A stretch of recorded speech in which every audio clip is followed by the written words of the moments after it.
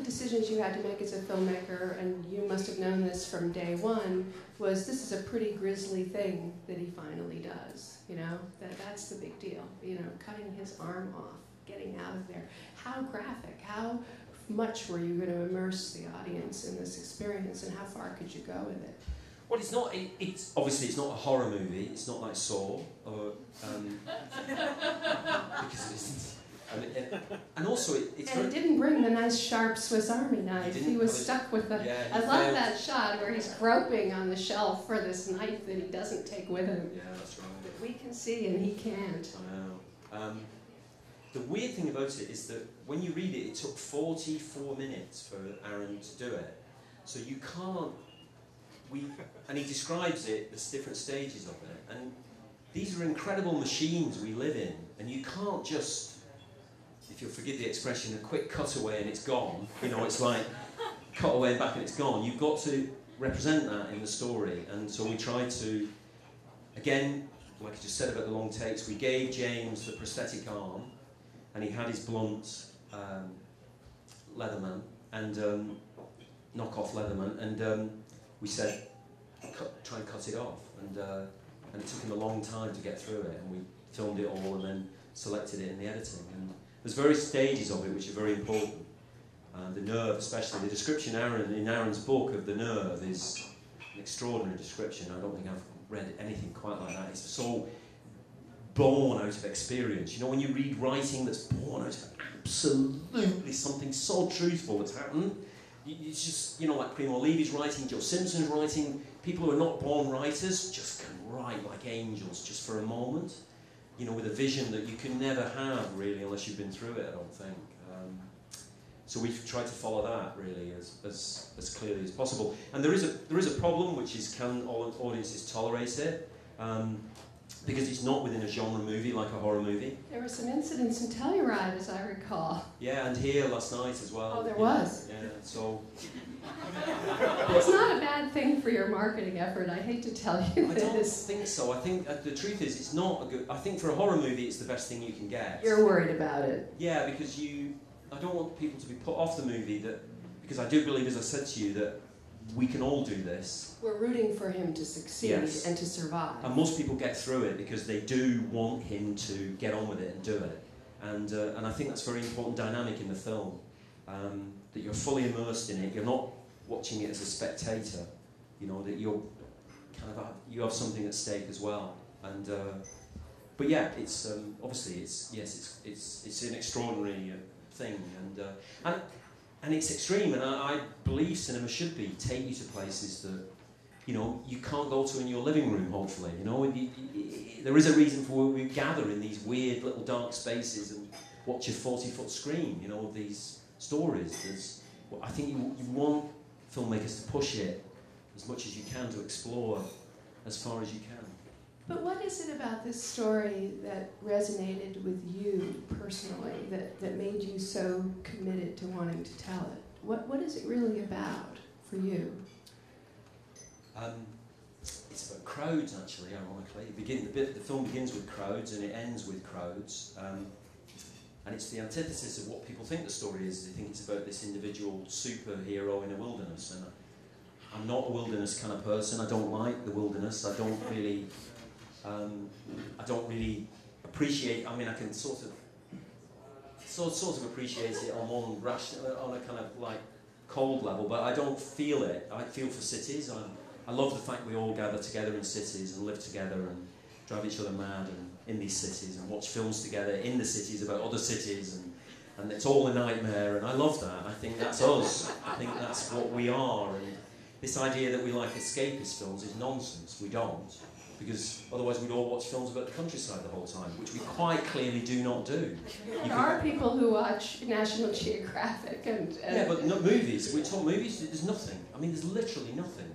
And you make them, and make them very well, and nobody goes to see them. Because what they want to see is films about other cities where similar nightmares are going on that you have in your own cities about.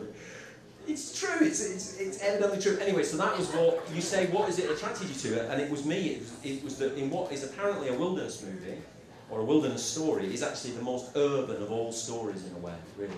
Because he learns that he has to connect with people. Yes. which sounds very kind of cliched and everything, but it's actually, because it's the antithesis of what the people think the story's about, it's actually quite rich, I think. He's supposed to pick up his mother's phone call and make up with his girlfriend and not go taking off. All right, so the ending became a bit of an issue for you in terms of finding just the right way to conclude.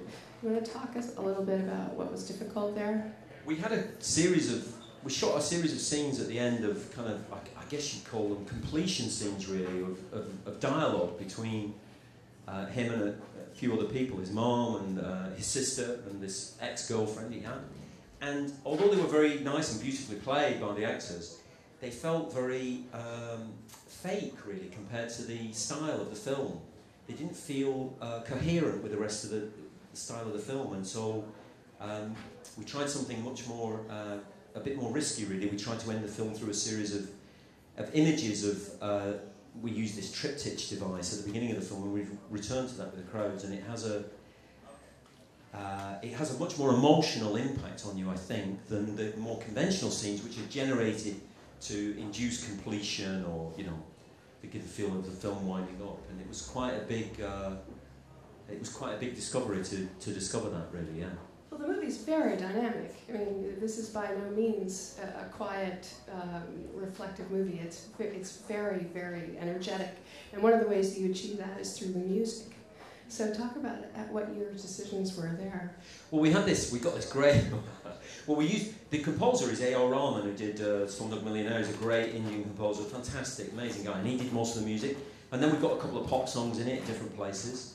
We've got this amazing American band at the beginning called Free Blood, which you have this irony. You discover a song and you think, oh my God, that's so great, that song, and then you try and keep it secret for as long as possible so that nobody will use it in their movie or in their advert or whatever it is. Anyway, but the production designer Sutrat Lalab introduced me to this band she knows, Free Blood, and there's a wonderful song called Never Hear Surf Music Again at the beginning.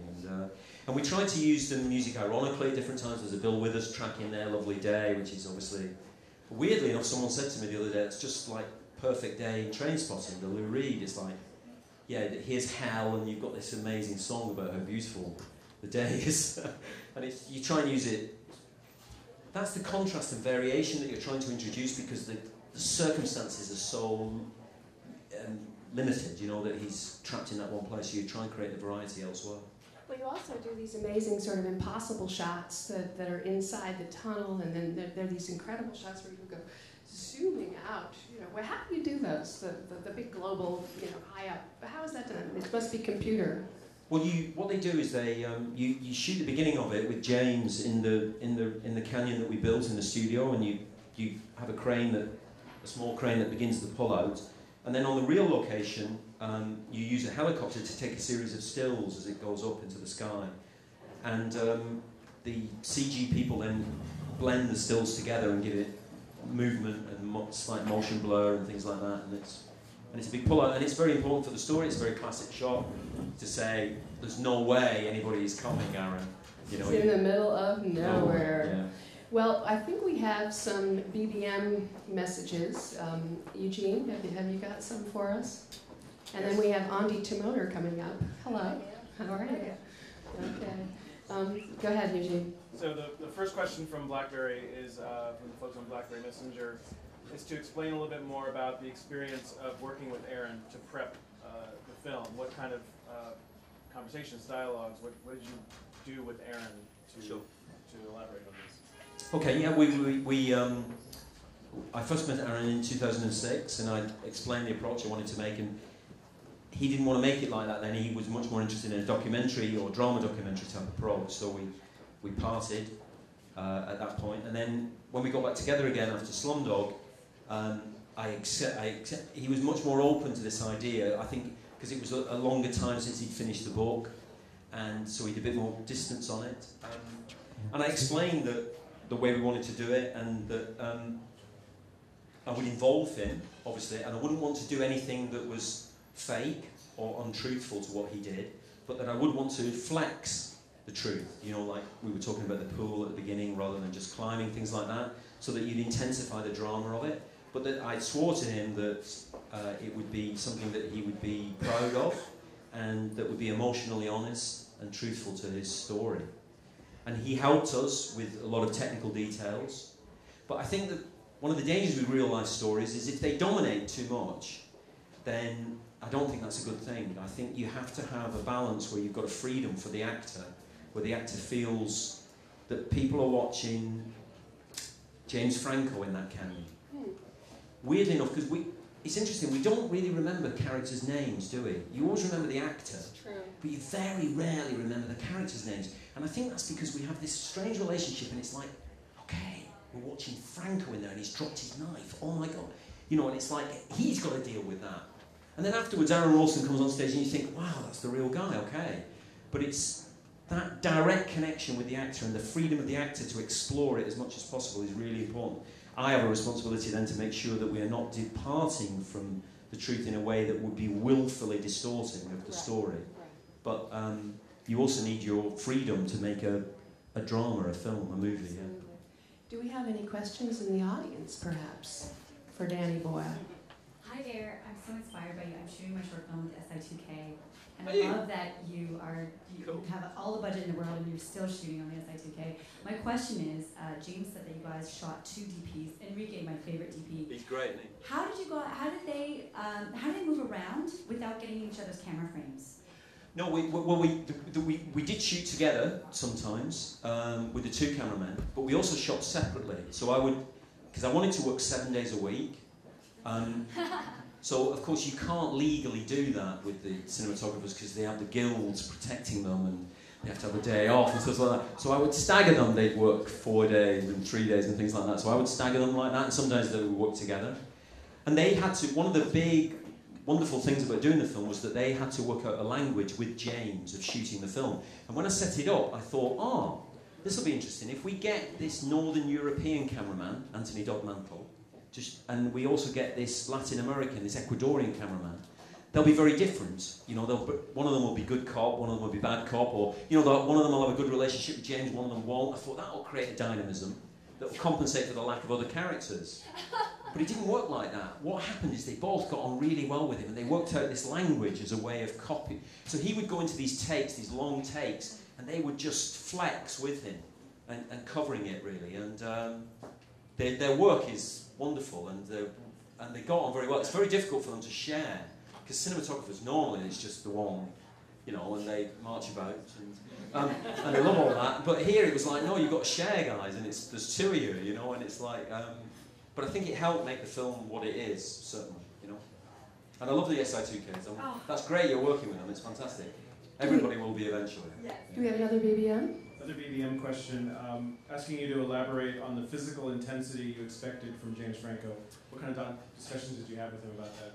Just basically that he had to. I mean, he got himself very fit because Aaron was super fit, and I said he was going to have to. You know, there was no way you could do the film and do little bits in isolation. You know, like you build up a regular drama. You know, he had to. We would shoot bits like that, and they wouldn't work. They'd look fake. He had to really commit to.